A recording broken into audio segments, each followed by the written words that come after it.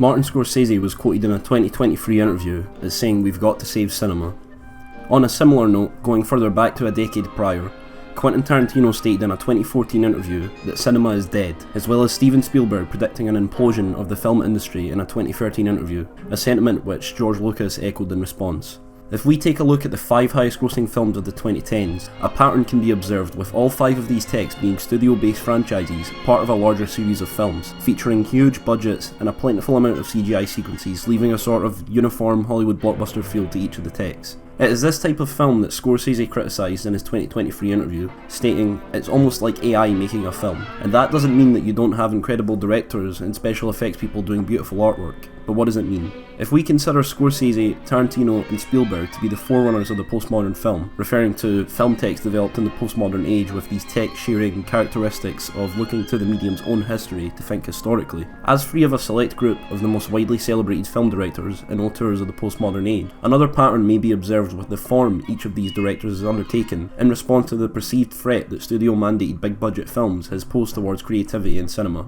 This pattern I speak of can be observed through 3 texts: Scorsese's Hugo, Tarantino's Once Upon a Time in Hollywood, and Spielberg's The Fabelmans. Each of these texts is a narrative film about filmmaking, with Hugo following a boy who helps rekindle a retired film director's passion for filmmaking, Once Upon a Time in Hollywood following an actor and stunt double past their prime, who manoeuvre through the industry in attempts to restore former glory, and The Fabelmans acting as a loose recounting of Spielberg himself's early years as a filmmaker, told through a fictional character that acts as a stand-in for Spielberg. This mode can be referred to as reflexive cinema, though a definition of reflexive cinema can be tricky to pin down. On one hand, reflexive cinema may refer to the abstract cinema. As William C. Siska puts it, reflexive elements in modernist cinema bring form to mind, as an abstract reflexive film text may foreground an element like the camera to the viewer,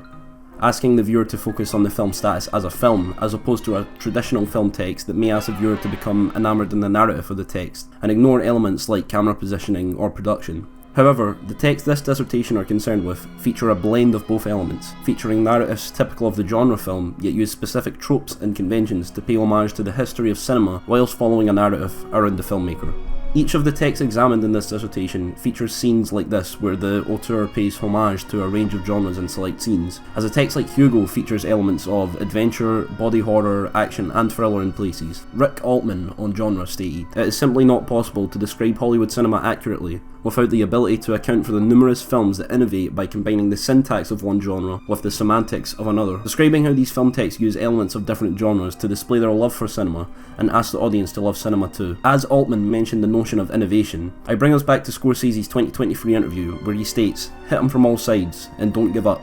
Let's see what you got. Go out there and do it. Go reinvent. Don't complain about it, but it's true, because we've got to save cinema." If we consider the blending of genres to act as a form of innovation,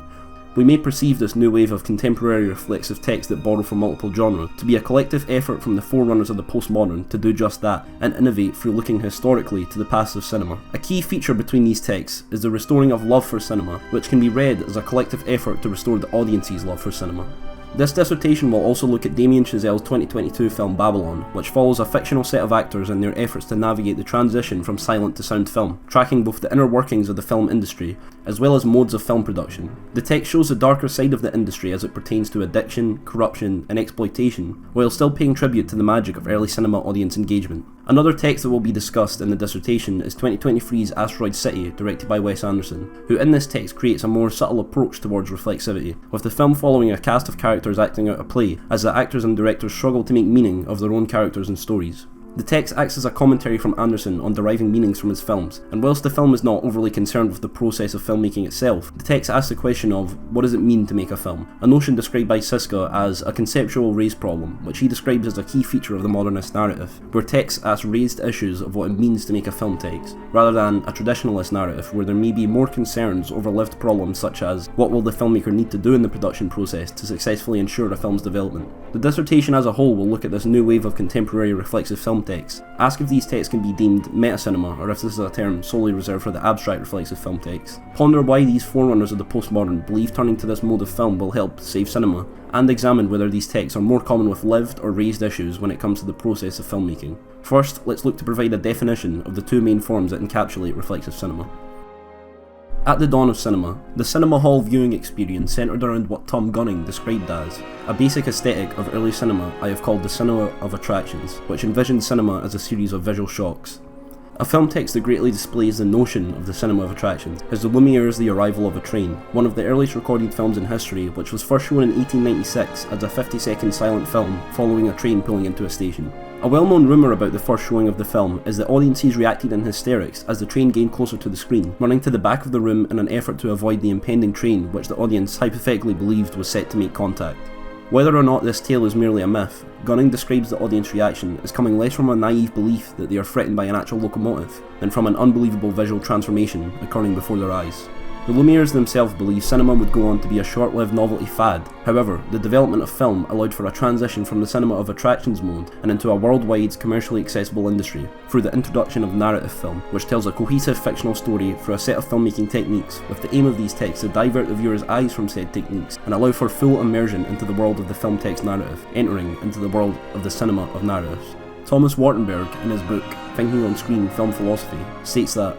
this overlooking of the techniques whereby objects are presented on screen is called the transparency of narrative filmmaking, describing the idea of making film techniques transparent to the viewer to disguise the fact that the text presented was developed as a fictional production. However, as film developed over the course of the 20th century, a new mode developed whereby filmmakers began to lift that transparency and allow the viewer backstage to the production process, effectively lifting the veil of cinema and calling attention to elements once hidden to the viewer's eye. Going back to Tom Gunning and his assessment of audience reactions to the Lumiere's film, he posited that the audience's reaction was the antipode to the primitive one. It was an encounter with modernity. If we consider the outset of cinema to be a first experience with modernity for many of cinema's first viewers, we may look at the emergence of reflexive elements in modernist cinema, a concept Sisko described as bringing form to mind, to act as a symptom of postmodernity, where filmmakers look to film as their subject matter, manifested in films about the filmmaker or the filmmaking process. Fernando Canet backs up this claim by stating, "It is true that it has become more popular in the postmodern era, to such an extent that it can be asserted that metacinematic practice is one of the symptoms of postmodernism. If we look to define the notion of postmodernism, we may look to Clement Greenberg and his influential essay Modernist Painting, where he states that, I cannot insist enough that modernism has never meant, and does not mean now, anything like a break with the past. It may mean a devolution, an unravelling of tradition, but it also means its further evolution, displaying that modernism, and in turn postmodernism, which develops as a response to modernism and sharing many of the same characteristics, means to not entirely dismiss the past, instead using the past as a form of innovation and evolution." Frederick Jameson also describes the characteristics of postmodernity in the quote,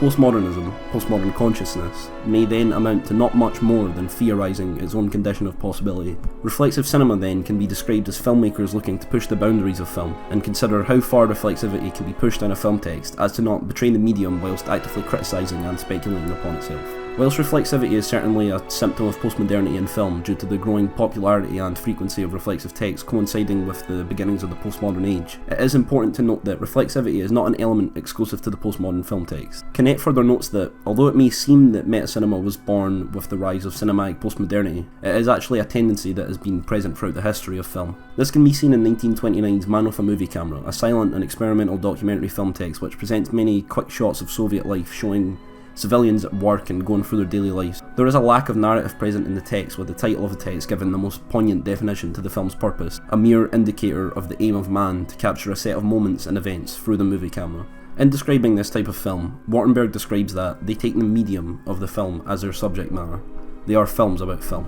This type of text differs from the narrative reflexive film in that it is an abstract reflexive film, generally leaving interpretation up to the viewer and lacking in the cohesion and satisfying predictability characteristic of the narrative film. These kind of texts rely on the viewer to be familiar with conventions of the genre consciously or unconsciously, leading to a sense of fulfillment when expectations of the narrative are then met. As Charles Thomas Samuels puts it, reworked formulas are not called stereotypes, but rather genre films, where repurposed elements can be criticised to an extent, but the reworking of them is to be expected. This differs from the abstract reflexive film, as there is an identifiable plot and observable character development, whereby abstract reflexivity, as Wartenberg puts it, avoid both plot and character development, features typical of popular film. In turn, the structural filmmakers attempted to make works of art that called attention to what they took to be the basic materials of their art form. The term genre film refers to a film which conforms to a well-defined genre, a category that has been developed to sort certain film texts into groupings to allow for audiences to find the exact type of film text they are looking for, as well as for the filmmaker to look to past films of the genre to draw up conventions and tropes or subvert them. The genre film's significance in reflexive narrative cinema comes in the filmmaker's choice to plug the text into a or multiple genres and use them as a base to pay homage to. Nana Verhoef stated in a 2006 article on genre that genre can provide ways to find films, to program them, and make films visible in their relation to others. With this definition, we may consider that the reflexive film that utilises the components of multiple genres attempts to make itself visible to all of film. Each of the 5 main texts covered in this dissertation pay homage to Hollywood's past in various different ways, whether that's Hugo's focus on early cinema with the Cinema of Attractions and silent film through the story of Georges Méliès, Babylon, which tracks the transition from silent to sound film and shows how the stars of Hollywood deal with losing their stardom, Once Upon a Time in Hollywood, which deals in the age of the Western and shows the bombastic lives of actors in the film industry, The Fabelmans, which shows a child who grows up enamoured with early film and attempts to replicate the films he has interacted with, or Asteroid City, which uses a fictional play and the politics around its production and reception to comment on the world's reception to Wes Anderson's films. These texts use recognisable devices from other films within their genres to show recognition for the films that came before and display what the influences were for the texts themselves. On genre, Thomas Sobchak describes that consciously or unconsciously, both the genre filmmaker and the genre audience are aware of the prior films and the way in which each of these concrete examples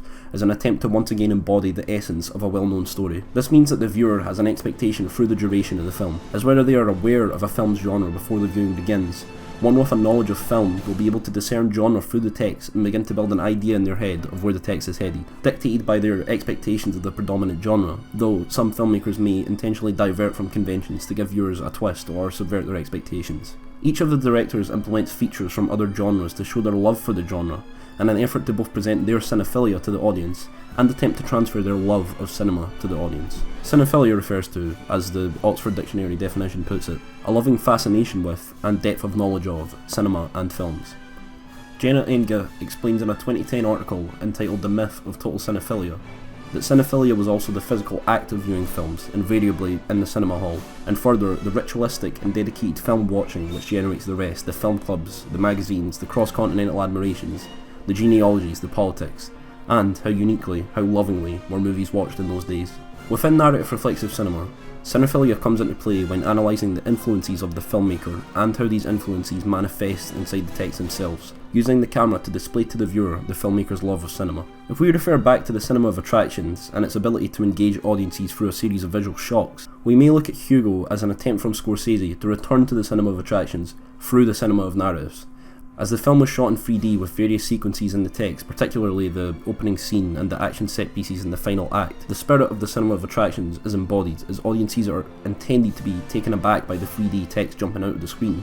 in the same way the original audiences of the train arriving at the station believed they were about to be struck by a train. Somewhat coincidentally with the belief of the Lumieres that cinema would be a fad, the act of viewing a film in 3D is something that actually turned out to be a fad, as the early 2010s saw a great increase in 3D showings of films, yet this viewing experience is no longer common. It could be argued that Scorsese looked at 3D as a short fad, looking to both capitalise on the new popular phenomenon that was, at the time, dominating film-going culture, as well as putting the film in a time capsule that makes reference to the Cinema of Attractions, as, in the text, we see the showing of the Lumiere's train film, with viewing also being what inspires Georges to go into the film industry in the text, as he moves away from being a magician, the film referring to its own medium as a form of magic. How could I not be part of it? It was like a new kind of magic. I asked the Lumiere brothers to sell me a camera, but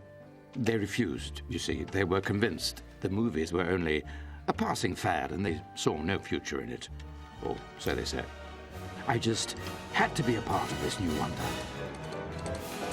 Once Upon a Time in Hollywood features a range of different genres, with the most notable being drama, action, western, and horror. This is common in reflexive cinema, where the filmmaker attempts to cover the basics of various genres to show film history, love for cinema, and vary the film text in an effort to make conventions unpredictable. We see drama in Once Upon a Time in Hollywood through the dramatic collapse of Dalton's career and subsequent resurgence, as well as Cliff Booth as the typical western action hero, which contrasts Dalton, who merely plays the typical western action hero character in the film he acts in. Booth acts as a typical hero, apprehending the physical antagonist of the text and saving Dalton from any trouble in multiple instances throughout the duration of the text. Booth also brings us a horror scene when he visits the Manson family camp, as he traverses through a horror-like house as a horror text plays on a television set in the house.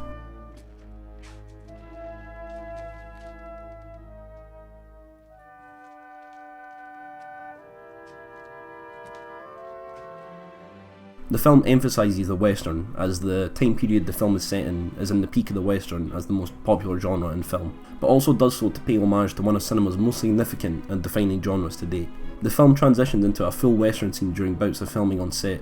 where the text temporarily becomes one of the Western genre. The Western, in this text, represents film as though the Western has suffered its perceived death. It has still endured a degree of popularity, allowing it to survive, unlike film which is also facing a perceived death. Tarantino here suggests that while cinema may appear dead, it will still endure popularity, and survive past this period where cinema is threatened by streaming. The film also evokes aesthetics of classic Hollywood cinema, using elements such as aspect ratio change and black and white to display when the film is dealing in text before the development of colour film. Here, the text references its influences and the aesthetics that surrounded them.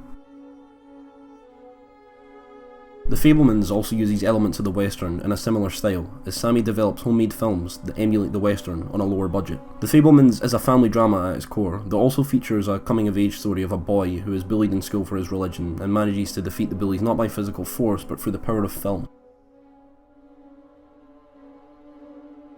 In a moment common to the postmodern film, we see a subversion of expectations to the typical coming-of-age film, as Sammy's brewing relationship falls apart at the dance where the film is shown, though this is not an overly negative moment for the character of Sammy, as film is portrayed as his one true love. Babylon is a film that ambitiously attempts many genres, from history to drama to comedy to horror to epic in quick succession, making for a bombastic viewing. We experience a historical account of the transition from silent to sound film, a plot reminiscent of and tribute to 1952's influential film text Singing in the Rain, a musical genre film which follows actors dealing with the transition of silent film to talkies, as Singing in the Rain puts it. Babylon uses familiar notes from the plot of Singing in the Rain and attempts to present a more contemporary-based and darker take on the story, featuring how audiences begin to react negatively to actors struggling to cope with the transition. Comedy in the array of insane characters who perform crazy stunts and blurt out shocking dialogue at the many parties seen in the text. Delve into a 20-minute horror section when the characters are involved in a plot of corruption and are taken into a dark gathering space where their lives are threatened, and a horror-like escape scene commences, and an epic in the long scenes where we see the development of a Western epic film text. In the text, the transition from silent to sound film marks a moment in cinema history where we see the death of a particular type of cinema,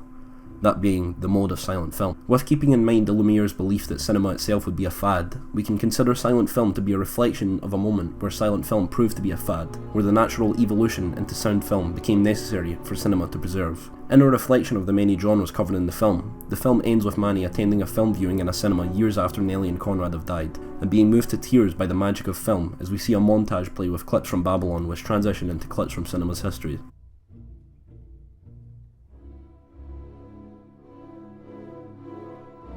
Finally, Asteroid City acts as a family drama with sci-fi elements, as the characters of the fictional play are put into quarantine after an alien is sighted in Asteroid City, leading to drama between the characters as they delve into madness being stuck in a quarantine. As well as this, we witness drama between the actors of the play, as actors are switched out and roles are cut from the play, with the actors struggling to understand the purpose of their character arcs. In a flip on elements found in Once Upon a Time in Hollywood, aspect ratio and colour change are only present in the scenes of the film's real world, with the scenes in the play shot like your typical Wes Anderson film. Here, in a meta sense, Anderson comments on the fact that the text's real world is also a fictional world that acts as a representative of his real world in the production of his films and the real world drama that surrounds the production. As looking to borrow from the past to innovate is a feature of the postmodern cinema, we can consider nostalgia in postmodern filmmaking to be a shaping function when it comes to narrative and conventions of reflexive narrative text. As Thomas Sobchak describes, any particular film of any definable group is only recognisable as part of that group if it is, in fact, an imitation of that which came before. For the cinephile, and evident in these films, the cinephile is not content with merely imitating one style of film,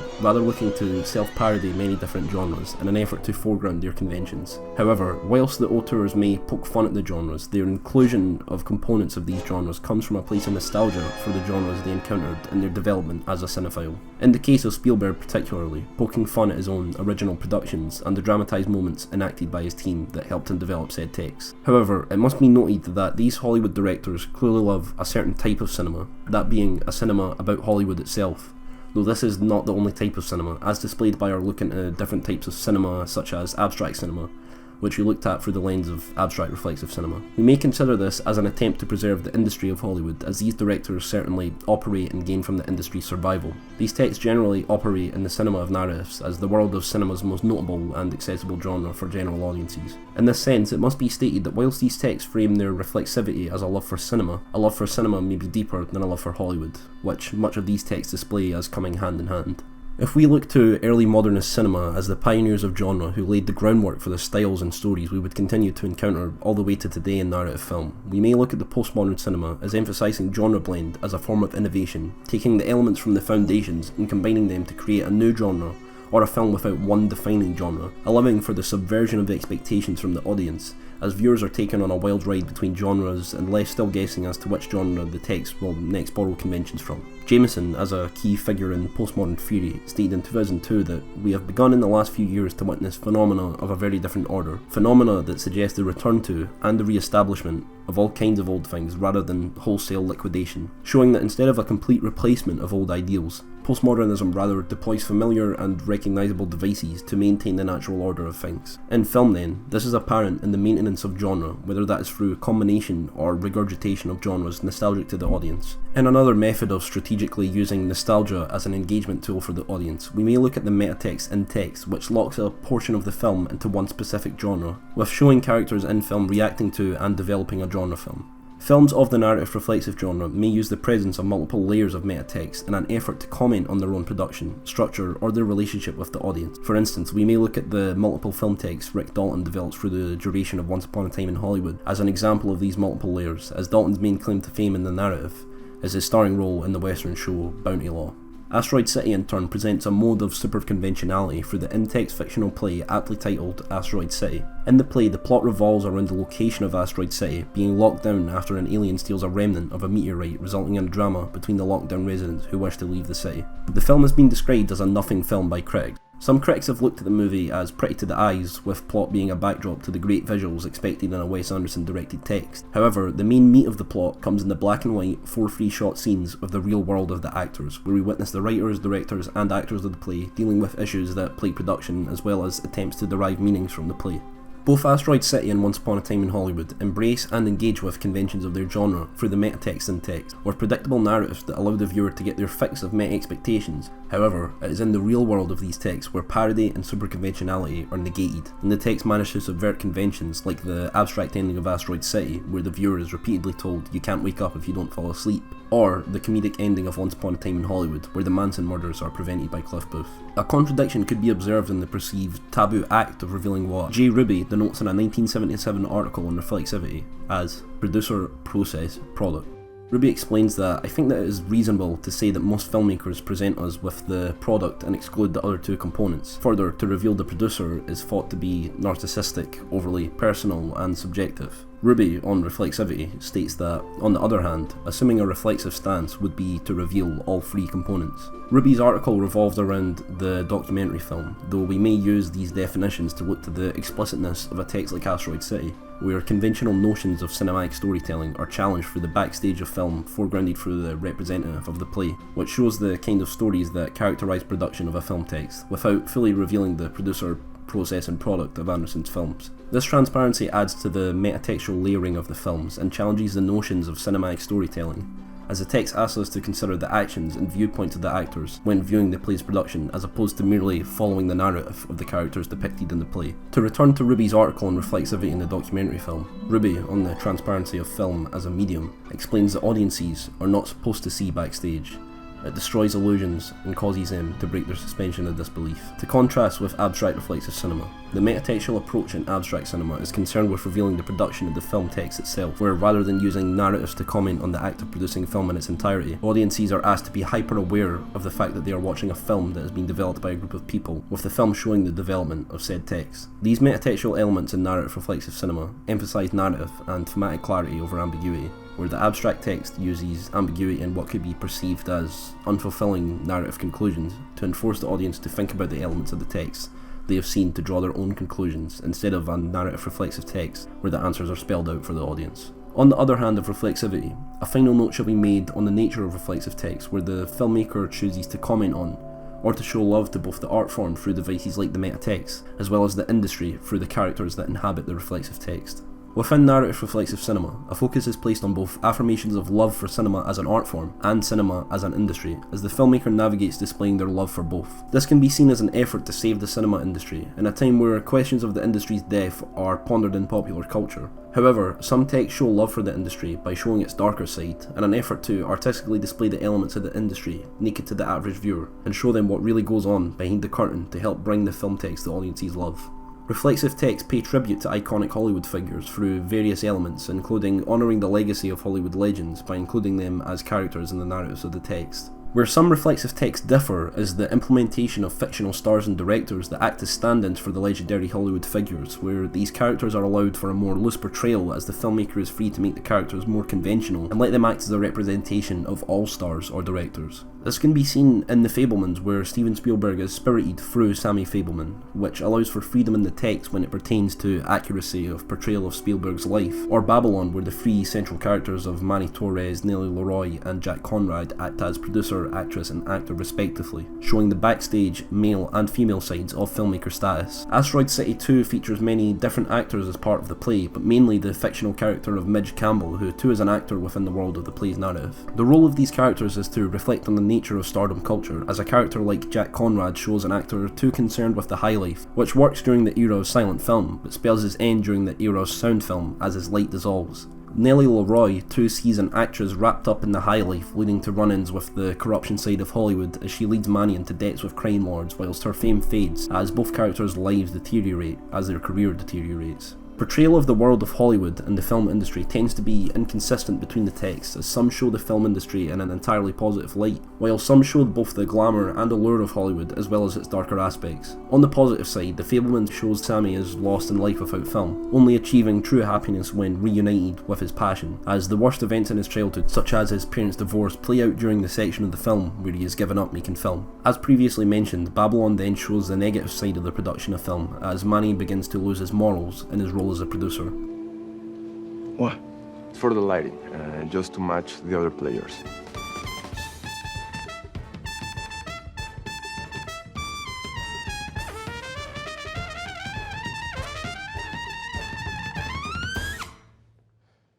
The text looks bleakly at the industry, however glamorises the power of film as an art form, showing how film brings out great emotion from many audiences throughout the text. The starlet character is a common motif between reflexive narrative texts. These characters embody the aspirations and vulnerabilities of individuals within the Hollywood machine, through the characters' statements of hoping for fame, and through the varying degrees in which the characters are concerned with the development of art and the development of their fame. The character of Leroy is interesting when coupled with the added context of Chazelle's earlier work, as the director has toyed with the idea of the starlet in his past work, notably his 2016 film La La Land follows Emma Stone, another actress who embodies the postmodern starlet, playing the role of character Mia Dolan, an aspiring actress who acts as Chazelle's first foray into the narrative for the starlet. The film itself also borrows from Singing in the Rain in the same way Babylon does, as the text is a musical that pays tribute to Singing in the Rain as a pivotal moment in the genre, with both texts following actors and actresses and their struggles in the limelight. The postmodern Hollywood star then, as in the case of Stone, Robbie or Scarlett Johansson, who stars in Asteroid City as an actress playing an actress, as well as her role in Hail Caesar, which depicts Johansson as actress Diana Moran, shows the postmodern film reflecting on itself, as these three actresses, as three of the most popular film stars in the current age, have taken multiple roles where they play actresses themselves, showing postmodern tendencies of film to reflect on itself. We can then connect the postmodern Hollywood star to reflexivity, as the stars of this age are characterised by their ability to involve themselves in bouts of reflexivity.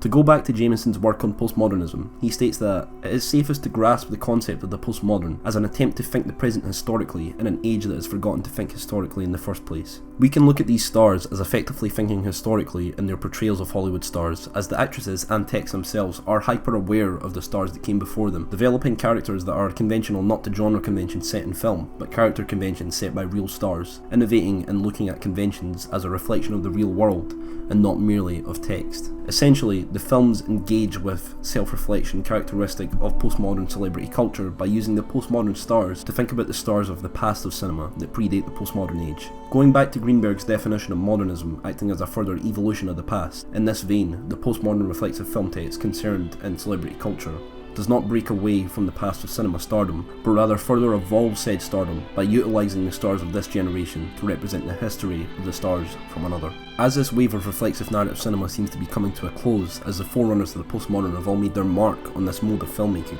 it is to be seen how much of an impact this movement will really have on the future of cinema. However, we can certainly make a case that, in participating in this movement, the auteurs of the postmodern age have cemented their place in cinema as at least making an attempt to save cinema, with the movement itself representing a call to action for the auteurs to collectively save cinema, by paying tribute to the cinema they love and attempting to propel this to all audiences. To go back to the notion of meta-cinema, narrative reflexive cinema is a form of meta-cinema, as whilst the abstract text may be deemed meta-cinema due to its nature of revealing producer, process and product, the narrative text looks to achieve meta-cinematic status through more conventional forms to also achieve accessibility to the masses of cinema audiences, which in turn may help the mission of saving cinema that the auteurs have embarked on in developing these texts. Self-awareness and engagement with cinematic conventions align with the concept of meta-cinema through acknowledgement and reflection on the history of cinema. As for the potential of narrative reflexive cinema to save cinema, we may look at the texts like these as not necessarily the overt starting point for a new renaissance of cinema that takes down the Avengers in an instant,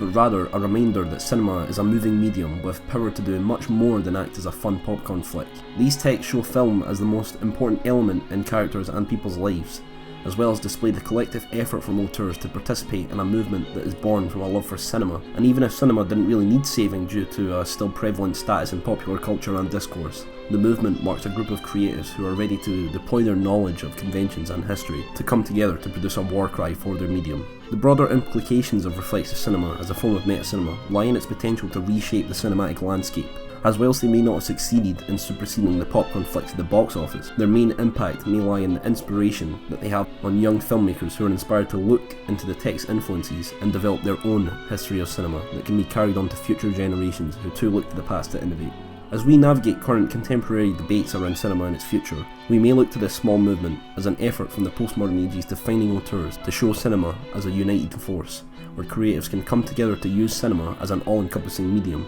to think historically, and celebrate a medium that has defined culture in the postmodern age.